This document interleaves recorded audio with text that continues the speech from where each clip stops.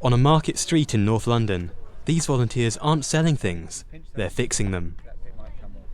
Dermot Jones is the project manager of the Camden Fixing Factory, where people take their broken household goods to try and give them a new lease of life. We're on a mission to rescue things that people might otherwise just throw away and start Googling reviews of new ones. When we buy things for the home, we've fallen into the kind of acceptance that it's a short-term contract, it's going to die, we'll have to throw it away and buy another one. But that's a blip. We don't do that with cars, we don't do it with bicycles, we don't do it with industrial machinery, yet somehow we accept that in the home. And that's one of the things we want to turn around. Electronic waste, or e-waste, is a major problem around the world. The UK is the second biggest producer of e-waste per capita, according to comparison service Uswitch. They predict it will take the top spot next year. And you're here to get your laptop fixed? That's right. Yep. So The Fixing Factory opened 2 years ago and relies on public funding. Your first visit? Often, the fixers show customers exactly what's wrong with their items, so they can deal with future problems. We're demystifying it as well. So a lot of people would be terrified to open a vacuum cleaner or open an amplifier. We take them through how to do it safely, what the stages are, and they don't become an expert after doing it, but they know it can be done. So when another thing breaks, they think, I wonder how I'd get into that, whether it's a simple fix like the last time or what. But at least it's in their mind. Across town, in West London, a shopping centre hosts a different approach to closing the circle of purchasing and throwing away.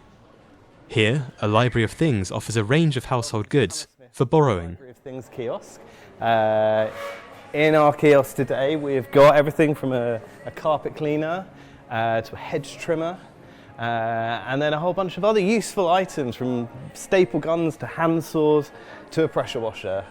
So the whole aim of Library of Things is to make borrowing better than buying. And one of the primary outcomes of that is to reduce wasteful consumerism, so reduce the amount of things that are unnecessarily going to landfill, or ultimately reduce the amount of things that are made in the first place. The first Library of Things opened in South London nearly a decade ago. Since then, a network of sites has grown to serve users across London, with more in the works. A friend contacted me and said, as I said, I needed to deep clean my carpets.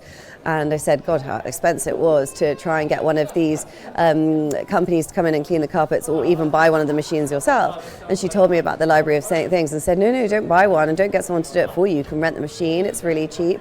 You only borrow it for a day or two for as long as you need it, and it's really reasonable. So I think it's really great that people can borrow and extend the lifespan of all these things without having to use them once or twice a year and then not kind of need them again. Items are available to borrow from £1 a day for a staple gun, up to £22.50 for the carpet cleaner.